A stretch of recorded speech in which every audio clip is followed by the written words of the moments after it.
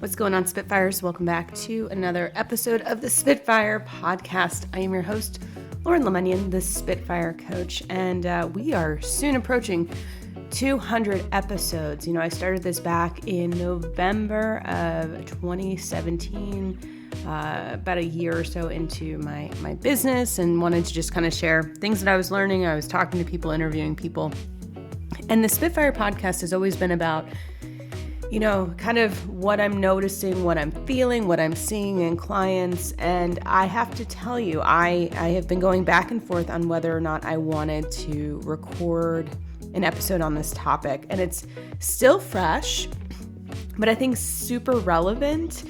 And like with anything that I do with this show and anything that I put out through Spitfire Coach or on my website or under my name, it's really with the intent of learning, of growing, of awareness, of inspiration, of motivation. And so if one person listens to this and was like, thank you, I needed that, then my job is done for this episode at least. So here we go. And just as a reminder, before we get started, if you are not already subscribed to the Spitfire Podcast, now would be a great time to do that. We are on Spotify, Google Play, Apple Podcasts, you name it, we got it. You can also go to spitfirecoach.com/episode to check out all of our past episodes. All right, so here's the story, and then I will share with you awareness, observations, and what I learned going forward. So yesterday, I was part of a coach meet and greet for a new contract for a large association in the STEM space. So lots of very scientifically minded, technology minded, lots of big thinkers.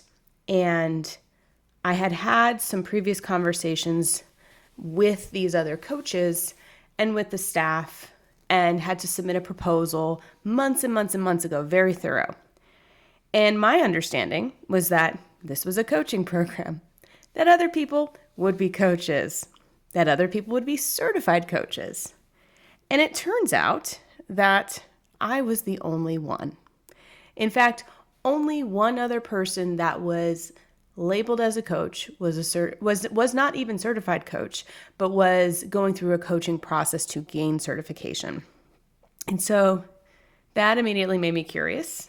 And I started listening to people's brief introductions about their background, about what they were doing in the space, about what their affiliation was with this group. And I gradually started collecting evidence about how different I was from a lot of the people. Very impressive resumes. And so this was a couple days before yesterday. And so I didn't really think much of it. I thought, you know what? I'm going to come in. I'm a master certified coach. I've been doing this for 8 years. I have a background outside of coaching that will be relevant. And, you know, I've got over 4,000 hours of coaching people. And we go into this virtual space where every coach is given 3 to 5 minutes to basically say who they are, what their philosophy is, what they bring to the table. And I had crafted this message that was more about my company and what we could do and what we've worked on in our areas of focus. And every other person that went essentially used this space as a broadcast of their resume. You know, some people worked for the Obama administration and worked at the White House, or worked for Bono, or worked for the Washington Post, like crazy experiences that, you know what, I haven't had. And again, I'm in this space. I'm like, I clearly was selected to be here. I'm here for a reason.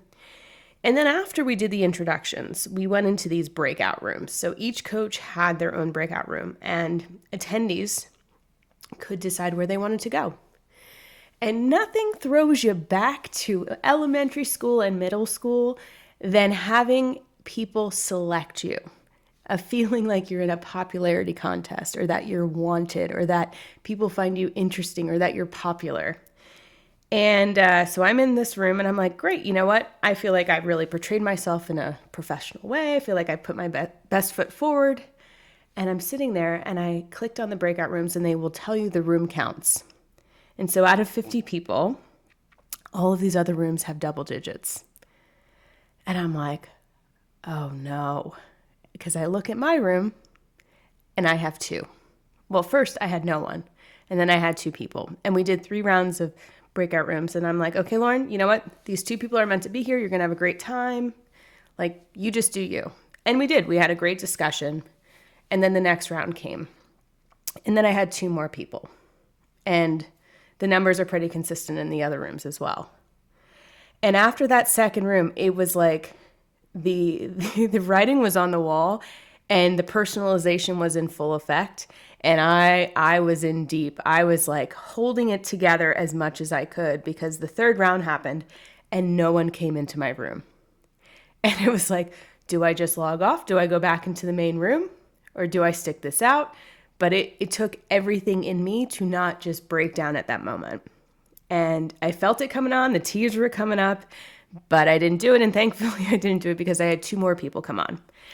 And so one of the first person that came in asked me a really great question about kind of my philosophy about DEI, about inclusivity. And I was able to bring up, our work in the 4 stages of psychological safety and inclusive leadership. And then there was an older gentleman who wasn't quite sure what he wanted to ask me, wasn't quite sure like what he should say. I think he was just kind of like seeing what other people asked. And then he said, tell me how you got into coaching. And I thought, oh my God, this is what was missing the whole time. I didn't talk about myself.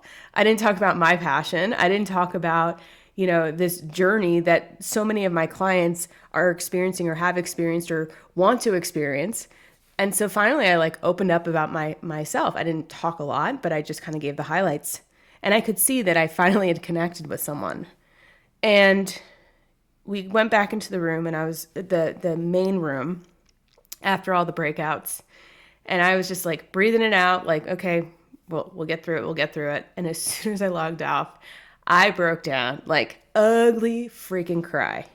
And I think I needed to do that. Like, there's something that happens in our body where like you can sometimes cry without even realizing it. Like, you can cry because your body just needs to release that pressure and that stress.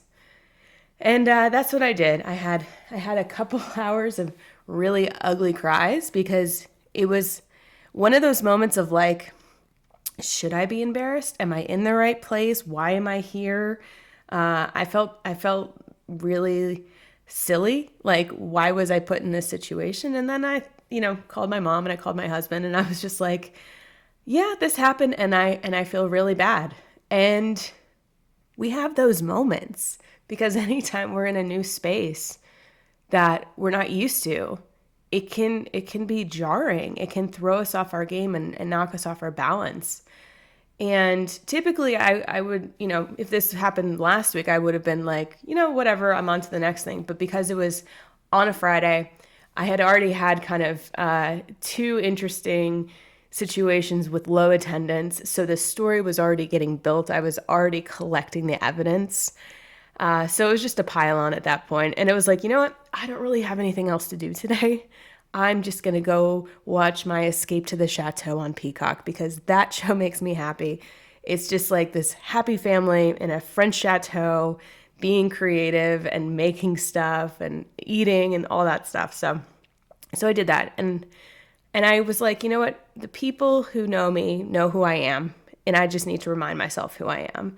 And anytime I hit these moments of questioning, of being sad, potentially judging myself, I always know that on the other side of it, there's either a new opportunity, there's a lesson, there's something that's out there for me to teach people or myself. And the interesting thing is, I'm like, of course this came up. I'm literally going to be teaching on resiliency in like a month and a half. And I was actually questioning myself, well, when was the last time that I had to flex my resilience muscle? Like, I actually posed that question. So note to self and note to you all out there, be careful what you ask the universe because it will give you some really hard lessons that will set in. So I did some reflection. I woke up at about 4:30 this morning and just journaled and like got clear on like, where is this button? Where is this trauma that got activated? And we all have stories. We all have experiences from early on where we weren't included or we were last to be picked or not picked at all. Or, no one came to our birthday party or the event we held didn't have as many people as we wanted to. And, people are like, well, you probably made a really great impression with those 6 people that showed up. And I'm like, maybe I did, maybe I didn't. But that's not the point. The point is I'm going to keep doing this work to, work in my passion. And the people that are meant to come along, the people who are meant to be clients, the people I'm meant to work with, will continue to come in.